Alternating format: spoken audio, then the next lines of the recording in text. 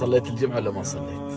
أنا عارف بتشوف المقطع هذا وأنت ما صليت الجمعة بيجيك حموضة، بيجيك تعب، وتحس تقول يا ليت يرجع الوقت وراء وبكرت وما سهرت ووقدت الجوال وخليت أهلي يصحوني. تعرف ليش؟ لأنك تحب الصلاة وقبلها تحب الله. وصلاة الجمعة للجمعة كفارة لما بينهما، وإذا صدقت وتبت توبة نصوحة لله حتى كبائر الذنوب تغفر بإذن الله تعالى. يقول الله تعالى إلا من تاب وآمن وعمل عملا صالحا فأولئك يبدل الله سيئاتهم حسنات. الجمعة يا مسلم والله والله والله الصلوات كلها، لكن الجمعة لها رونق وجمال. انت الان تقوم تتخبط وما ادري ايش. جمال الجمعة بالتبكير وخطبة الجمعة وقراءة سورة الكهف واسماع الخطيب واخر ساعة من يوم الجمعة وجمعة الاهل والضحك والسوالف. هنا تحس بالحياة. الدنيا فيها جنة، ليش تحرم نفسك؟